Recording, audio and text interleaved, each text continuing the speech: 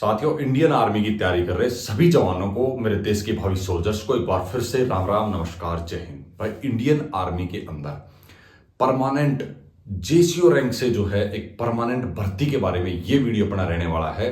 बहुत से कैंडिडेट को पता होगा, जिनको नहीं पता है इस वीडियो के बाद में उन सभी का डाउट क्लियर हो जाएगा कि ये जो भर्ती है भाई परमानेंट भर्ती है और डायरेक्ट पे लेवल 6 से जो है इनकी सैलरी शुरू होने वाली है। मतलब पे लेवल 6 का मतलब समझ रहे हो, स्टार्टिंग सैलरी ही जो है आपकी इसमें 85 से 90,000 के आसपास रहेगी। 8th पे कमीशन के बाद जो बढ़ेगी वो अलग है। फिलहाल जॉब लगने के बाद में स्टार्टिंग सैलरी ही इसकी 85 से प्लस रहेगी और जो प्रमोशन के हिसाब से सैलरी जो है इसकी बढ़ती रहेगी, आपकी 1.25 लाख से ऊपर सैलरी जाएगी।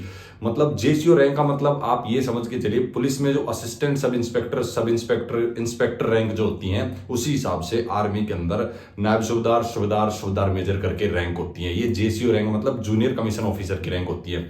इसमें सीधे आपको जो है परमानेंट भर्ती होती है, इसमें ये अग्निवीर की स्कीमें भी नहीं आती है। ठीक है, अब और इस वीडियो में इसके बारे में यही बात करेंगे कौन कौन जो इसके लिए अप्लाई कर सकता है। फिलहाल फॉर्म निकले हुए हैं, भरे जा रहे हैं फॉर्म। ठीक है, कब तक भरे जाएंगे इसका नोटिस जो है डाल दिया जाएगा, लेकिन फिलहाल विंडो ओपन है, फॉर्म भरे जा रहे हैं। तो कौन कौन कैंडिडेट इसके लिए एलिजिबल है भाई, लेके एज क्राइटेरिया से, एजुकेशन क्वालिफिकेशन से, सारी चीजें जो है इसमें अपन कवर कर देंगे। पहले मैं आपको एक चीज बोलना चाहूंगा, वीडियो को पूरा देखना, क्योंकि मैं इसमें सारी चीजें कवर कर दूंगा। आपकी कुछ भी जो डाउट है नहीं छूटेंगे। फिर भी अगर आप लोगों को लगता है देखने के बाद कि ये चीज छूटी है, मैं पूछना, तो फिर आप कमेंट कर सकते हो या फिर आप टेलीग्राम पे मैसेज भी कर सकते हो। मैं वीडियो के डिस्क्रिप्शन में हमेशा लिंक दे देता हूं, वहां भी जाके आप अपना डाउट पूछ सकते हैं। बहुत से कैंडिडेट वहां जुड़े हुए हैं, आप भी मैसेज कर सकते हैं। ठीक है, अपन बात करेंगे। सबसे पहले मैं आपको बता दूं, वैसे मैंने ये क्लियर कर ही दिया कि भर्ती जो है जेसीओ रैंक से रहने वाले। मैंने पिछला वीडियो बनाया था कि हवलदार को लेके हैं, हवलदार की कुछ अलग अलग ट्रेड वाइज जो है भर्ती निकली हुई थी, वो वीडियो आप जाके देख लेना। अगर आप उस क्राइटेरिया को फॉलो कर रहे हैं तो आप उसके लिए अप्लाई कर सकते हैं। अगर इसको कर रहे थे उससे भी बेटर जॉब है। ठीक है, उससे थोड़ी मतलब अच्छी जॉब है, एक अपर लेवल की जॉब है, क्योंकि इसमें जो है आप देखेंगे सिपाही, नायक, हवलदार तक तो नॉर्मल अदर रैंक में आता है। उसके बाद जेसीओ रैंक स्टार्ट हो जाती है, जिसमें जो है आप देख सकते हैं मतलब जैसे आपने यार पुलिस में देखा होगा, उस हिसाब से जैसे जो असिस्टेंट सब इंस्पेक्टर होता है उस लेवल की जॉब जो है आर्मी के अंदर होती है भाई। ठीक है, अब जेसीओ रैंक से भी ना 2 अलग अलग ट्रेड के अंदर है ये वैकेंसी। आप देखेंगे ऑफिशियल साइट पे जाएंगे तो इसका आपको ऑफिशियल नोटिफिकेशन भी मिल जाएगा, या मैंने जो है व्हाट्सएप पे भी और टेलीग्राम पे भी इसके ऑफिशियल नोटिफिकेशन डाले हुए हैं, जिनका लिंक डिस्क्रिप्शन में दिया हुआ, आप वहां से भी जाके देख सकते हैं। ठीक है, एक तो आपका जेसीओ कैटरिंग को है, कैटरिंग का ट्रेंड से है जेसीओ की वैकेंसी। दूसरी है आपकी जेसीओ की रिलीजियस टीचर, मतलब कि धर्मगुरु को लेके। ठीक है, इसमें हर कैंडिडेट इसके क्राइटेरिया को फॉलो नहीं करता है, तो बहुत ज्यादा भीड़ भी इसमें नहीं होती है। बहुत ज्यादा कैंडिडेट भी इसके लिए अप्लाई नहीं करते हैं, कुछ ही कैंडिडेट कर पाते हैं, क्योंकि इसकी जिस हिसाब से एजुकेशन क्वालिफिकेशन हो गया, एज इसमें काफी ज्यादा एज तक के कैंडिडेट भी अप्लाई कर लेते हैं। एज के बारे में मैं आपको बताऊं भाई, देखो अगर जेसीओ कैटरिंग से आप लोगों को अप्लाई करना है तो आप लोग 21 से 27 साल तक के कैंडिडेट इसके लिए अप्लाई कर सकते हो। ठीक है, लेकिन अगर आपको धर्मगुरु से अप्लाई करना है तो धर्मगुरु वाले कैंडिडेट जो हैं वो आपके 25 साल से 34 साल तक के कैंडिडेट इसके लिए अप्लाई कर सकते हैं। ठीक है, तो ये हो गए दोनों अलग अलग, 2 ट्रेड को अपने एक साथ लेके चलेंगे, क्योंकि दोनों की रैंक जो है वो सेम है, दोनों जेसीओ रैंक से ही भर्ती होंगे, नायब सूबेदार से ही। ठीक है, उसके बाद में अपना बात करते हैं एजुकेशन क्वालिफिकेशन। जेसीओ कैटरिंग का 10+2 होना चाहिए, उसके साथ में आपके पास में 1 साल का एक्सपीरियंस और डिप्लोमा आपके पास में होना चाहिए।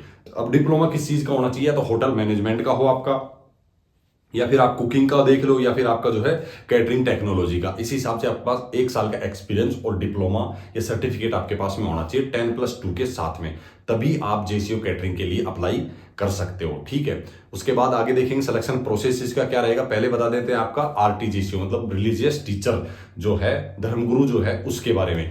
उसमें क्या होता है, इसमें अलग अलग, आप चाहे हिंदू हैं या फिर सिख हैं, बुद्धिस्ट हैं, क्रिश्चियन है, मुस्लिम है, अलग अलग धर्म के जो कैंडिडेट है ना, उन सबके लिए अलग अलग वैकेंसी निकली होती है। मतलब धर्मगुरु की भर्ती उसी से पता चल रहा है, तो उसी हिसाब से आपको उस जिस धर्म से आप बिलोंग करते हैं उस धर्म के बारे में आपको नॉलेज होनी चाहिए और उसी की शिक्षा आपने ग्रहण की भी होनी चाहिए। ठीक है, जैसे मैं एग्जाम्पल लेके चलता हूँ भाई, अगर जैसे हिंदू कैंडिडेट है, अपने अपने धर्म के हिसाब से आपको ग्रेजुएशन लेवल की डिग्री आपके पास में होनी चाहिए। तो हिंदू कैंडिडेट जो हैं उनकी अगर मैं बात करूं तो भाई उनके पास में ना संस्कृत से आचार्य, वो आचार्य होने चाहिए संस्कृत के अंदर। ठीक है, और उनके पास में 1 साल का कर्मकांड का डिप्लोमा भी होना चाहिए। बाकी मैं आपको स्क्रीन पे दिखा दे रहा हूं अलग अलग धर्म की सभी की जो है किस हिसाब से आपको क्या एजुकेशन क्वालिफिकेशन चाहिए, तभी आप इसके लिए अप्लाई कर पाएंगे।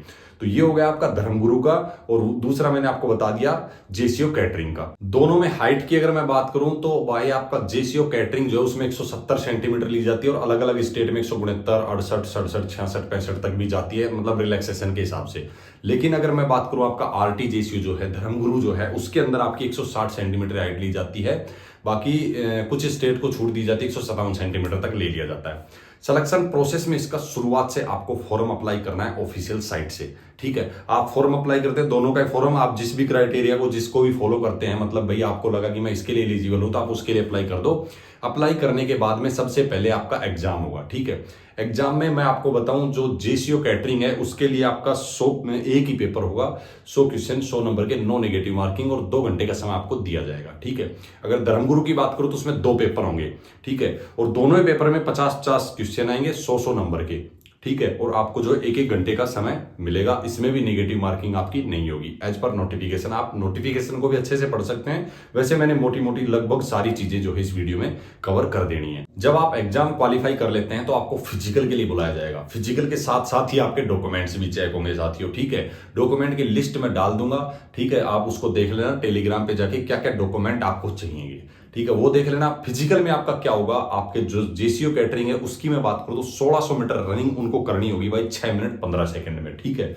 अगर मैं धर्मगुरु की बात करूं तो उसको टाइम बहुत ज्यादा दिया जाता है। 1600 मीटर की रनिंग जो है साथियों उसको 8 मिनट में करनी है, तो इस हिसाब से 1600 मीटर की रनिंग दोनों में 1600 मीटर होगी, लेकिन टाइम का फर्क रहेगा। अगर आपका फिर भी टाइम इतना नहीं आ रहा, इससे भी ज्यादा आ रहा है, तो आप मेरे प्लान फॉलो कर सकते हैं। मैंने फिजिकल के बिल्कुल जीरो से वीडियो डाले हुए हैं, जीरो रनिंग से आप तैयारी करो, लगभग 1 से 1.5 महीने में आराम से कवर कर लोगे। टाइम से पहले आप जो है रनिंग क्लियर कर दोगे, वो देख लेना आप। उसके बाद में आप 6 पुलअप आपको लगानी पड़ेगी सिर्फ क्वालिफाई पर्पज के लिए। जिग जैग बैलेंसिंग सब कर देते हैं, 9 फीट का गड्ढा भी लगभग सभी कूद जाते हैं, कोई दिक्कत वाली बात इसमें आती नहीं है, ठीक है। उसके बाद में क्या होता है, ये क्वालिफाई करने के बाद में आपका एडेप्टिबिलिटी टेस्ट होता है दोनों में, ठीक है। एडेप्टिबिलिटी टेस्ट होगा दोनों में, मेडिकल होगा। मेडिकल बहुत ज्यादा हार्ड इसमें नहीं होता है, नॉर्मली होता है। आप सोचे जैसे ओपन रैली भर्ती होती है उसमें जिस हिसाब से मेडिकल होता है वैसा नहीं होगा, ठीक है।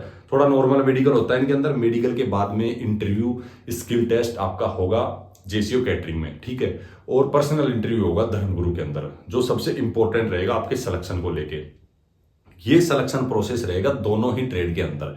आप जिस भी ट्रेड से एलिजिबल है उसका नोटिफिकेशन आप देख लेना, एक बार फिर से पढ़ लेना, सारी चीजें नोटिस कर लेना, उससे आप अप्लाई कर देना। ये इस हिसाब से इसका सिलेक्शन प्रोसेस रहेगा, अलग अलग स्टेप बाई मैंने बता दिया है। फिर भी कोई डाउट रहता भाई पूछ लेना, ठीक है। लास्ट में जब ये सारी स्टेज आप क्वालिफाई कर लेते हैं उसके बाद में जो है आपके मार्क के हिसाब से फाइनल मेरिट बनेगी, और आपको जो है ट्रेनिंग के लिए कॉल लेटर भेज दिया जाएगा भाई, ठीक है। ये पूरा प्रोसेस आपके एलिजिबल क्राइटेरिया से लेकर सिलेक्शन प्रोसेस तक मैंने समझा दिया है। इनका काम क्या होता है आपको मैंने बता दिया। जिस हिसाब से एक्सपीरियंस और डिप्लोमा मांग रहे हैं, जिस हिसाब से एजुकेशन क्वालिफिकेशन मांग रहे हैं, उसी हिसाब से आपको पता है, ठीक है। तो वही आपके सारे काम रहेंगे। बाकी इसके स्पेशल अगर आपको जॉब प्रोफाइल के बारे में ही वीडियो चाहिए कि किस हिसाब की क्या जॉब रहती है, क्या कहानी है, तो एक अलग से वीडियो में कवर कर देंगे। बाकी इसको यही खत्म कर देंगे क्योंकि बहुत ज्यादा लंबा हो जाएगा। कुछ डाउट हो तो भाई कमेंट कर लेना, टेलीग्राम पे जाके पूछ लेना। इस वीडियो को यही खत्म करते हैं, फिर से लेके आएंगे जबरदस्त वीडियो जबरदस्त जानकारी के साथ। तब तक के लिए सभी को राम राम, नमस्कार, जय हिंद।